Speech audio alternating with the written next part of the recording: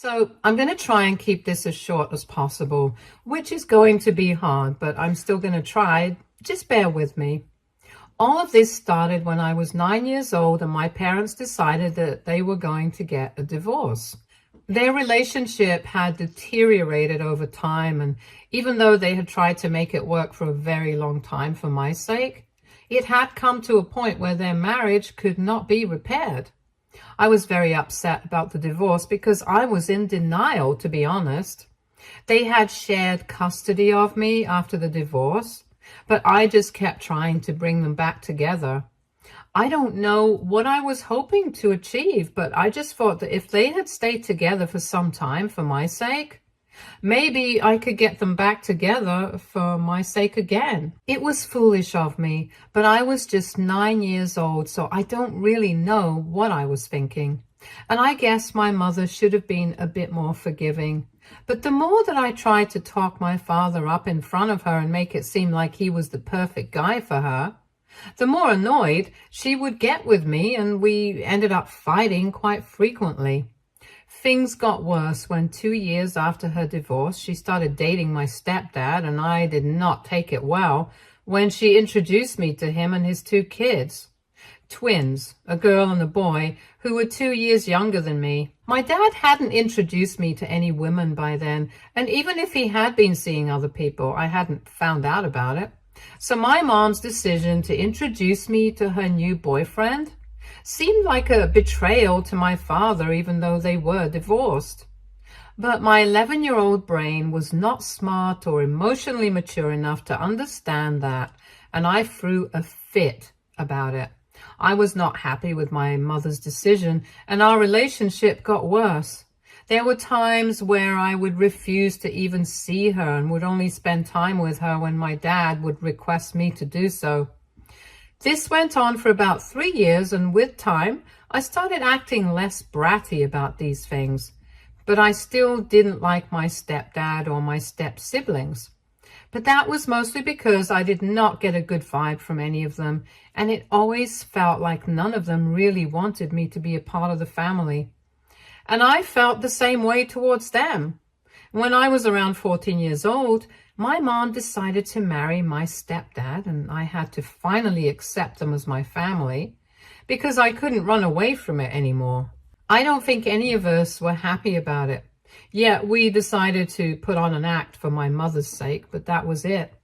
In reality, neither was I willing to put in an effort to get along with my so-called new family, and nor did they seem very interested in making me feel like a part of their family. Unfortunately, we were all forced together when my dad was diagnosed with pancreatic cancer when I was 16, and his condition got worse really fast, so I had to move in with my mother permanently.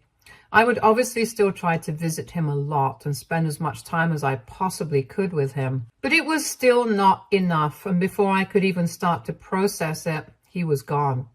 The next couple of months following my dad's passing were really difficult for me emotionally, and I felt completely alone. I did have friends at school, and they were nice enough to me, but as soon as I came back home, I would feel like disappearing. Although there was no point in wishing that I could disappear when I was at home, because the rest of the family, I was as good as invisible.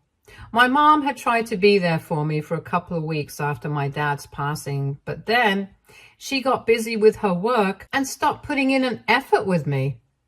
And as for my stepdad and my step-siblings, they had nothing to do with me earlier, and they continued to have nothing to do with me afterward as well. It seemed like everyone was just indifferent to my pain and misery. Hardly anybody spoke to me, and I would cry myself to sleep almost every night. I guess I was depressed, but nobody bothered to check up on me or take me to a psychiatrist to figure out what was wrong with me. So I had no idea what was going on with me.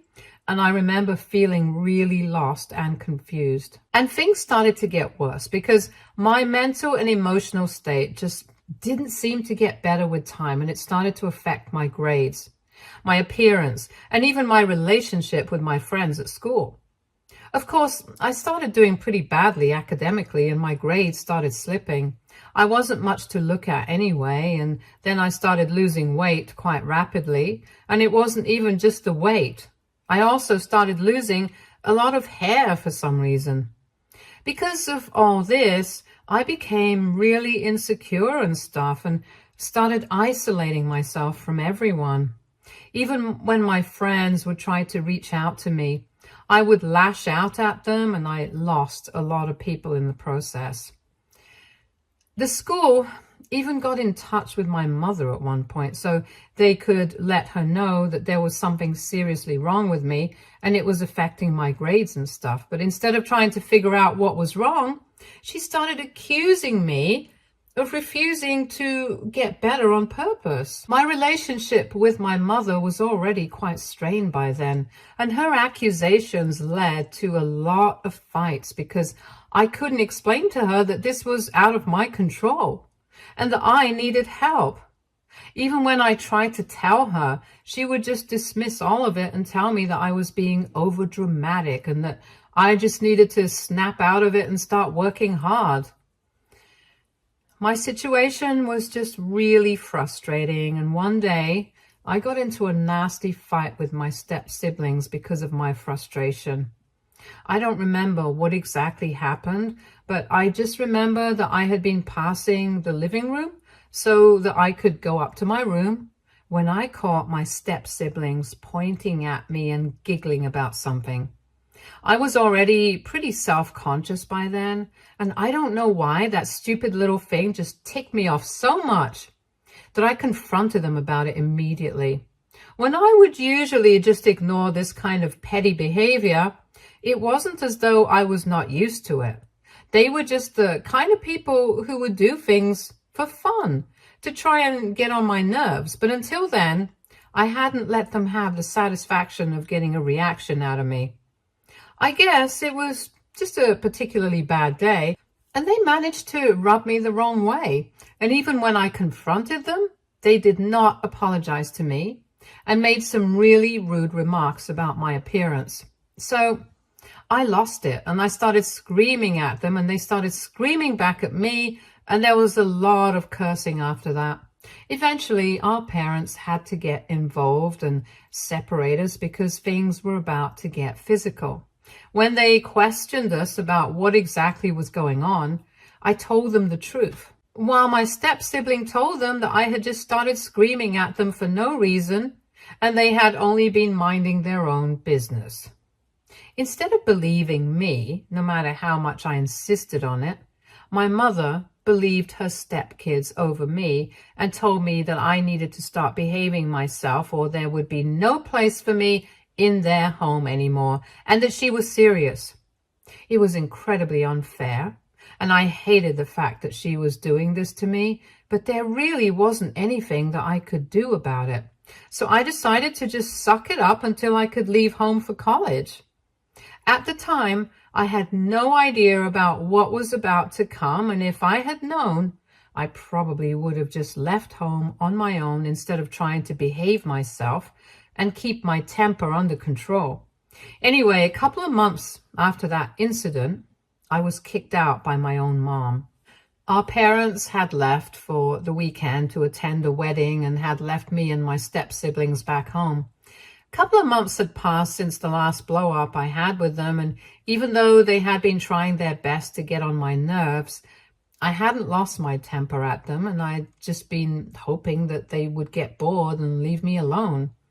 So the weekend itself was pretty uneventful, and I thought that it was quite successful because we just ignored each other for 2 whole days and got through the weekend without hurting one another. I thought that this could be the start of something new, and technically it was.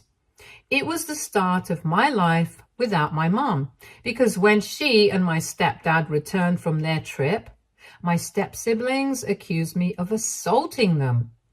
And like always, my mom believed them. Never mind the fact that there were no real bruises on them, or the fact that the neighbors hadn't heard anything either. No cops or ambulances had been called, but sure, they were telling the truth.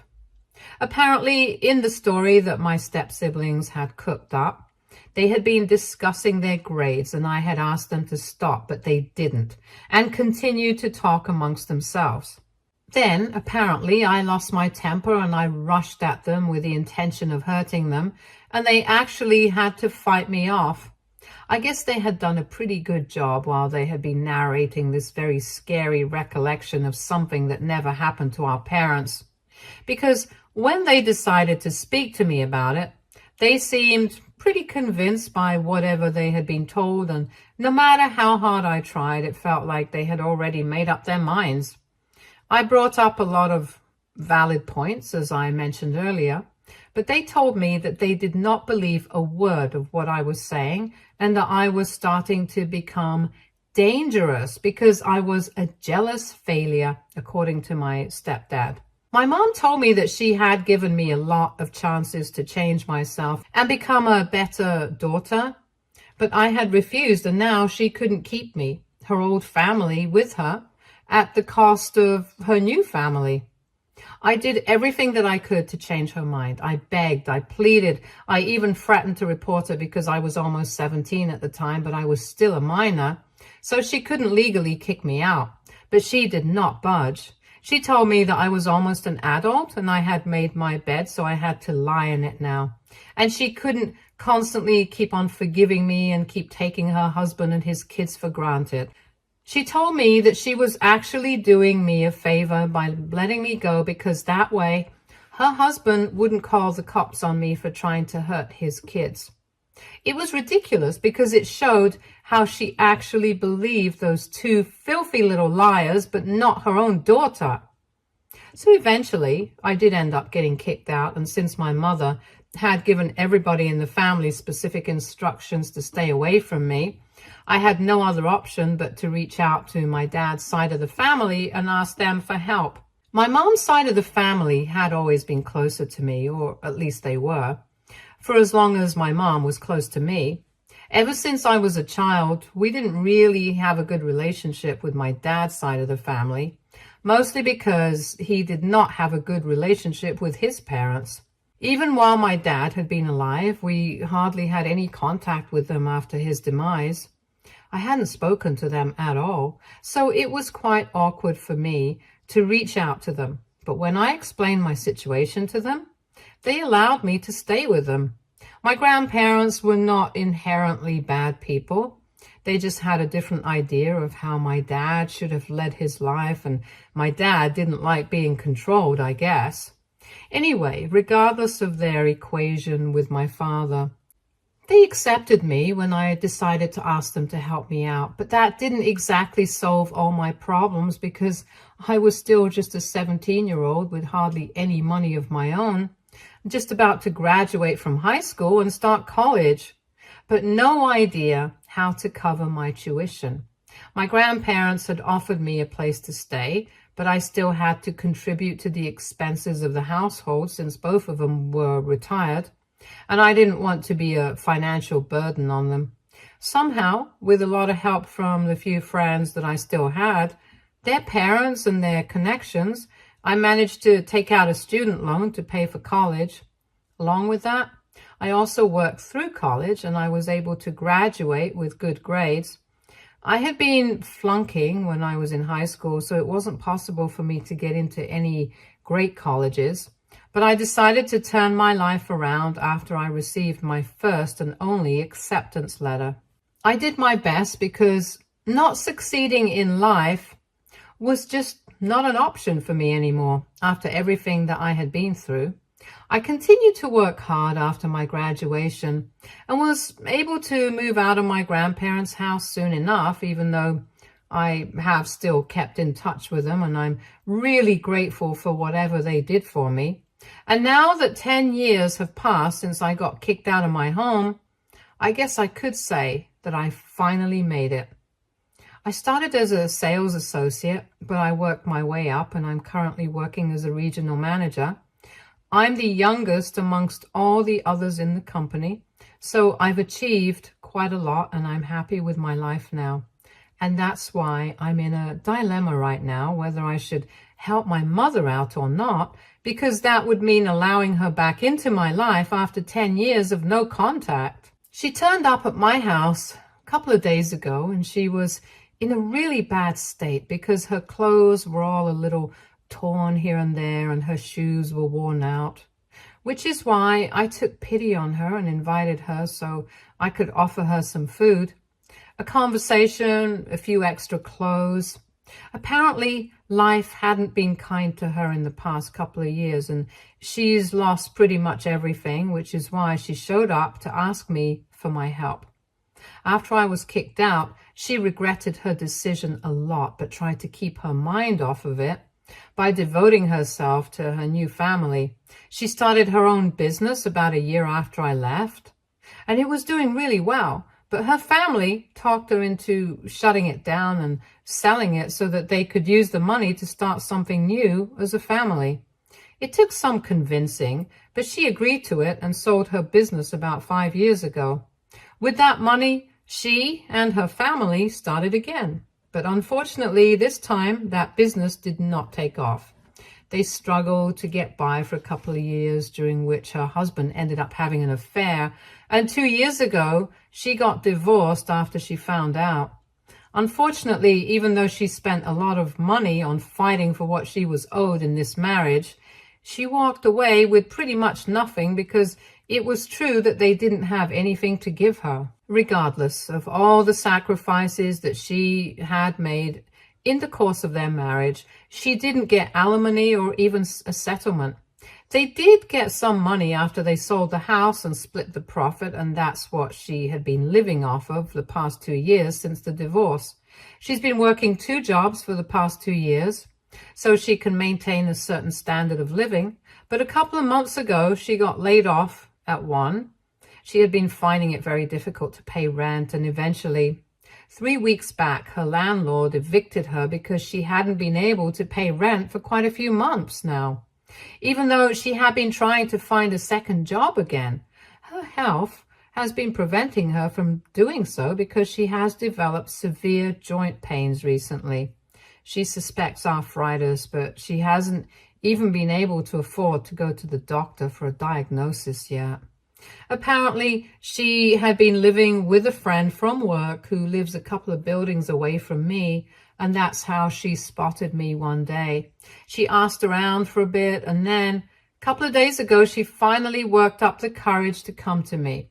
While she was visiting, she told me everything about her life in the past 10 years.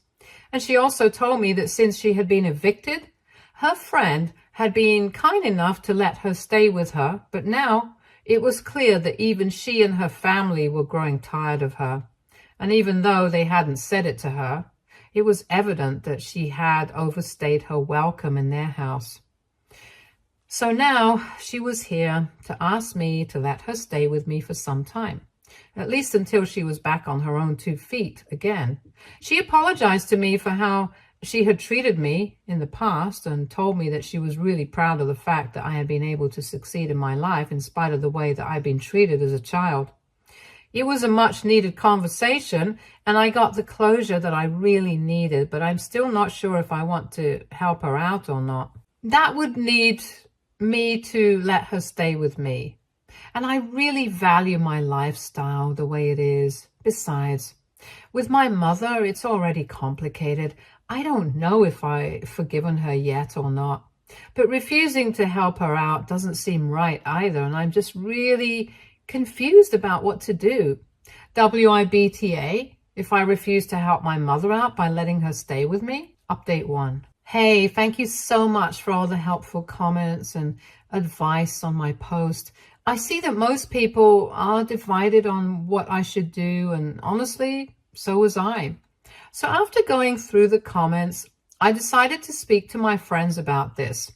Most people that I'm friends with right now have no idea that my past was so troubled. Only a couple of people who've been friends with me since high school know about these things, so I decided to go to them because they have known me for the longest and they know my situation as well. They told me that my mother was going through a really difficult phase and it was probably not easy for her to come to ask me for help, but she did because she thought that she could count on me. The only dilemma I'm facing here is that I never felt like I could count on my mother at any point in my life. which is why I don't feel inclined to help her out right now. The fact that I like living by myself is secondary. And they were right. The only reason I was having second thoughts about helping my mother out was because she had turned her back on me when I needed her. Keeping that aside, I had no reason not to help her out. I felt terrible about what she was going through, and I wouldn't wish it on anybody, so had it been anybody in her place, I would have agreed to help them out without a second thought. My friends knew that about me, so the questions that they asked me were relatively simple. If I wanted to be the kind of person who would hold on to 10-year-old feuds just out of vindictiveness, or if I wanted to start again because my mother had faced enough punishment for everything that she had done. And when they put it that way, the choice was very clear to me, so I decided to reach out to my mom, told her that she was welcome to come and stay with me until she managed to figure out another way to live by herself. When I called her up to tell her the good news, she broke down into tears and started apologizing profusely once again. She told me that for the past 10 years, all she had done was regret the way she had treated me, and several times she had even wanted to reach out to me. But when she had tried to speak to my paternal grandparents to find out a way to contact me, they had always told her that I was better off without her, and had refused to entertain her requests to put her in touch with me or even tell her what I was up to. It was by some miracle that she had found me recently, and she never wanted to let me go again because that had been the biggest mistake of her life. And she told me that she felt like the biggest fool for missing out on 10 years of my life and watching me turn it all around, especially on the basis of what her husband and her stepkids had said. It was clear on the phone call that she really regretted everything. And it was really difficult for me not to end up crying along with her because these were feelings that I hadn't thought about in a really long time. So after crying for a couple of minutes, she finally hung up, and we decided that she would move in with me in a couple of days. She has told me that she's going to try and bear most of her own expenses, so I don't need to worry about her becoming a burden on me. And she'll be out of my hair as soon as it's possible for her. But honestly, I'm not too worried about that. I'm just looking forward to having a fresh start with my mother. Update 2. Hi, so I can understand that a lot of people were really skeptical about my decision to help my mother out and let her stay with me. But honestly, I don't really regret it. She has been with me for almost 2 weeks now, and it's been great, to be honest. I guess I had mentioned that I liked living alone, and I really did. But after my mother moved in with me, the place really brightened up. She cooks all my meals for me, even though she has to go out to work herself too. It's nice because one of the best memories of my childhood used to be cooking with my mother, even though I wasn't very good at it. She made it up with her skills because she was always really good in the kitchen. It appears that she even remembers all my favorite stuff from when I was younger and has been whipping up a lot of these recipes once again, which makes me really nostalgic and emotional. We also try and spend some time talking to each other about everything that's going on in our lives and the way we spent those past 10 years. Most of the time, she just ends up apologizing for not being a good mother for the first time around. And recently, she even told me that she wasn't sure that she had ever been a good enough mother to deserve a daughter like me, who had welcomed her back into my life in spite of everything that had happened. So I really don't see any reason to regret my decision to invite her to stay with me. And I'm really happy that I decided to make things right with her, because part of me had always wondered what life would have been like if she had still been in it, and now I know. I could have held on to that grudge for the rest of my life, but I'm glad I chose not to, and I'm really happy with how things turned out.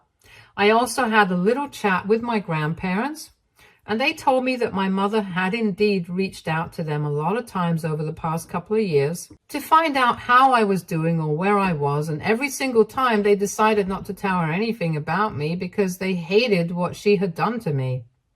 I have to say, I really would have preferred it if they had told me about my mom's attempts to contact me or find out about me so that I could decide for myself what I wanted. But I can understand that whatever they did came from a place of concern, and I didn't make a big deal out of it. So things are going pretty well as of now, and I'm happy. Update 3. Hi, so it's been almost 3 years since my last update. A lot of things have changed, but for the better, and I just like posting an update here for everyone to know. So first things first, my mother and I are still quite involved and present in each other's lives, and we have managed to let the past go with grace and dignity. She stayed with me for almost 8 months, after which she had saved up enough to get an apartment of her own again, and I even managed to get her a job with a friend of mine that pays well enough and doesn't require her to work 2 jobs. She visits me quite often, and now that she has recently become a grandmother, the visits have become more frequent, and sometimes she stays over because I need a lot of her help since I'm still a working woman. So yes, coming to that, I gave birth to my son about 3 months ago, and it's been a wonderful feeling and journey so far. My fiance and I have been together for the past 2.5 years, and we had actually been planning on getting married a while ago, but then I found out that I was pregnant, and I really did not want to be pregnant in a wedding dress. And now we're getting married a couple of months later since our son is here. My grandpa and my mom are walking me down the aisle since my grandma passed away last year. Initially, I had planned on having my grandparents walk me down the aisle and had asked my mom to be a bridesmaid, but unfortunately my grandma couldn't make it. Anyway, the wedding is going to take place in a few months, and I'm really excited for it. Now that I am a mother myself, my mother has made it a point to tell me that she knows for a fact that I'm going to be a far better mom than she had been. I know for a fact that she still regrets everything that went wrong, and I know that if I had been in her place, it probably wouldn't have been easy for me to deal with it either, because now that I am a mom, I guess it's easier for me to understand how horrible she must have felt when she realized that she had been wrong about everything. I know she wasn't perfect, and I know that she regrets it, and that's good enough for me. But right now, everything is just perfect in my life with my mom, my fiance, my son, and even my work. Sometimes when I think about my past and how awful everything was, I can hardly believe that things are so great now, and it reminds me to be thankful for everything that I have, because this is what I had worked so hard for, and I'm just really proud of myself. Stay tuned for more stories from Our Girl Relationships.